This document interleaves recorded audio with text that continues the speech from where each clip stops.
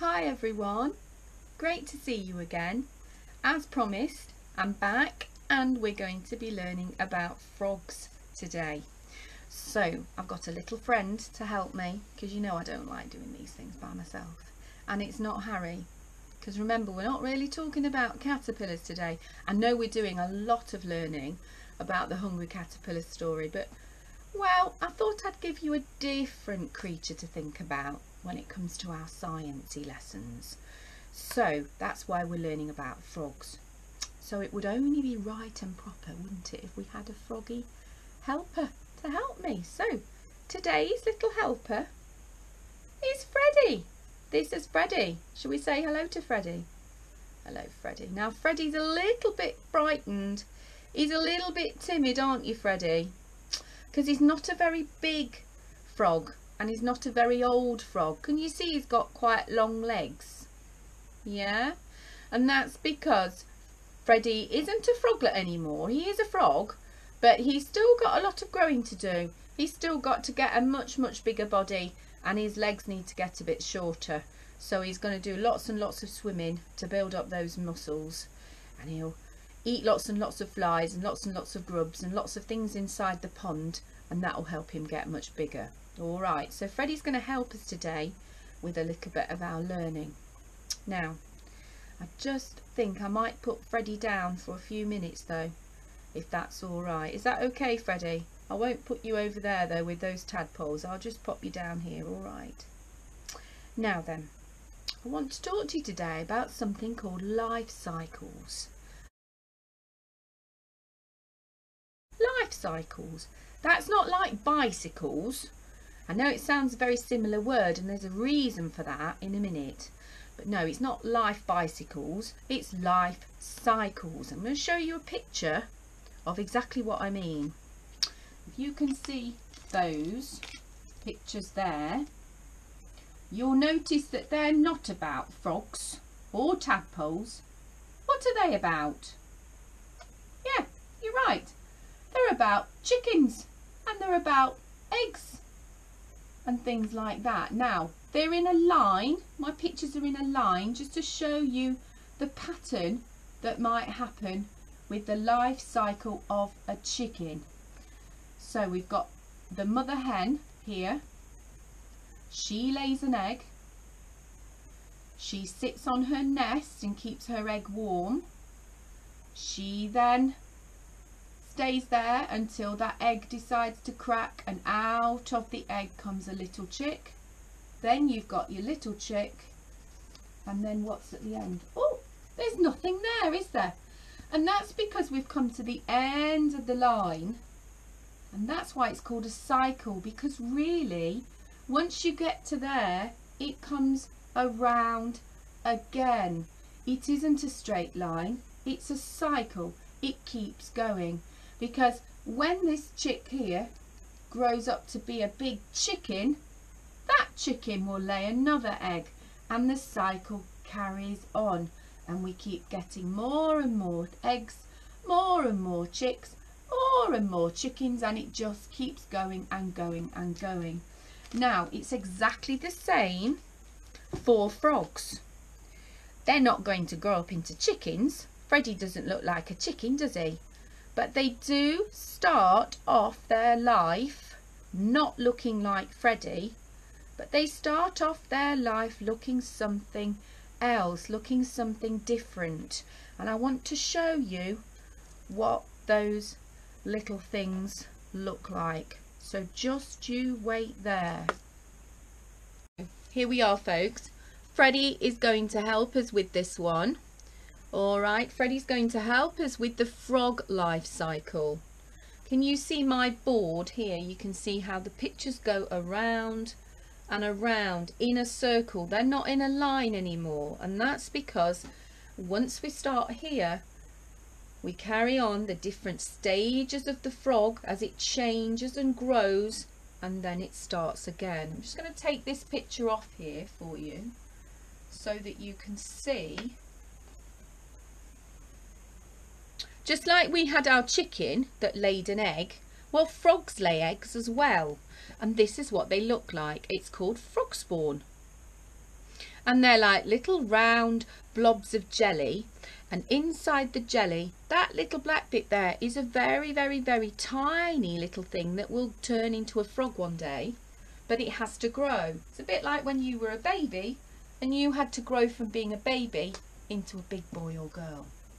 All right, so what we're going to learn about over the next few weeks is the different changing stages of the frog's life.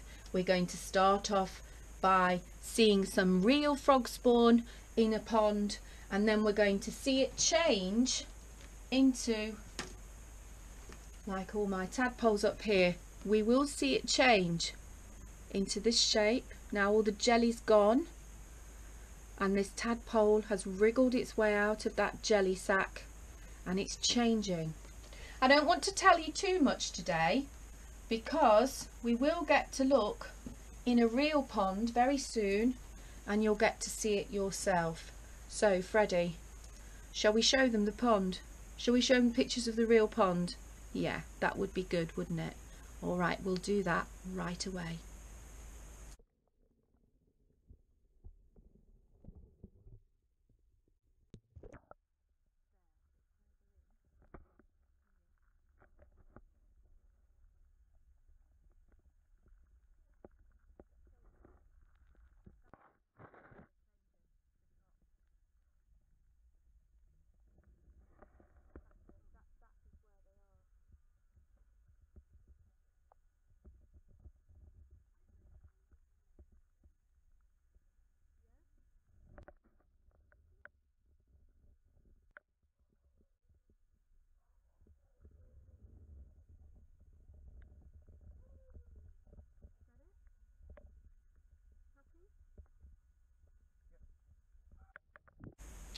Welcome back everybody. Did you enjoy looking at that pond video?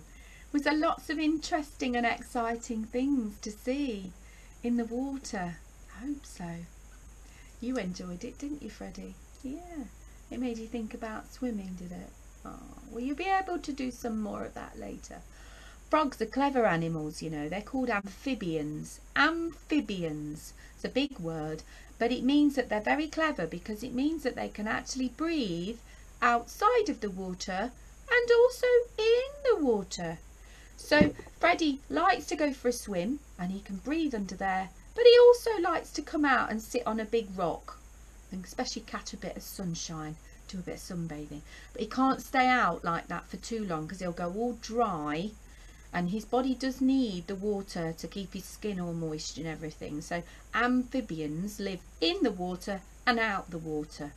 Anyway, that's another little bit of knowledge for you. Let's get back to what we're learning about today. Can you remember what it was? It wasn't bicycles, was it? What was it? It was that was it. Life cycles. Life cycles. The life cycle of a frog. Now, we talked about it.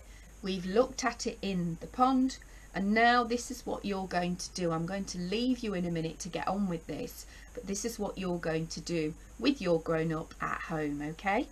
You're going to actually make your own frog book, and every time we look at those videos in the pond, you're going to actually draw what you see. So today I'm hoping you will have seen some frog spawn, and you can draw your frog spawn in your book. The next time we look at the video, maybe you'll draw something else. Perhaps the frog spawn will have changed and you'll draw something different. But today we're going to start our book. My book looks like this. It's what we call a ziggy-zaggy book, and I've folded my paper so that I'll have a picture on here, then I'll have a picture there, a picture here, a picture there, and I might even go onto the back, and it becomes like a long pattern, like a cycle. Now, dead easy to do. Your grown-up can help you. Just need your paper. You just need to fold it like that, crease it, and fold it back again like that. And then you've got your zigzag shape. Now you don't have to do it like this if you don't want to. You can just have one piece of paper, and you can just do a drawing today, and then next week when we talk about more frogs, you can do a drawing again. It really doesn't matter. You do exactly what you want to do and do what's easier for you. All right. However, every book has always got a front page to it, hasn't it? Always has a title. So your book has got to have a title, and we're going to call it Frog Book. Now, Freddy's lovely. Freddy's good at swimming, and Freddy's good at eating flies and bugs, but he's not very good at spelling. He's not very good at thinking, ooh, what letter sounds do I need to make that word? I'm going to need you to help me to do that.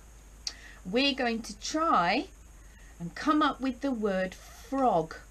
Frog, because that's what we're going to write on the front of our book. All right, so have a think with me, get those brains going. Frog.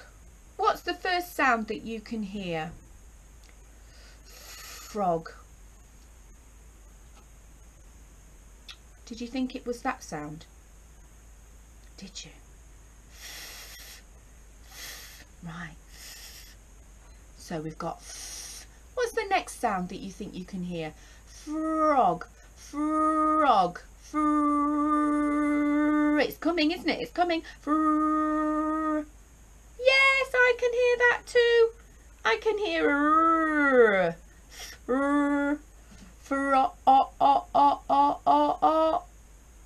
Could it be an O coming along? I think it could. Oh, this is where it's going to get tricky for me. I haven't got enough fingers. Then we need the very, very last sound in the word, because there's actually 4 sounds, letter sounds in this word. Frog. G. Can you hear that? There it is. G. So there, we've got all those sounds together, and just like magic, they become one word. Let's put those sounds on the top so that you can see how it's made. Say them with me. O, G. Put them all together and you've got frog. Now, that's the first word that you would write on your book. Frog. But Mrs Bowen's not going to help you with the next one. We're just going to say it, that's all. But I want you to do that thinking. That's the challenge I'm going to leave you with. So we've got frog. Frog. Book. Say it again.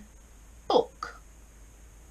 And that's your challenge. You've got to think, ooh, how can I segment that word book?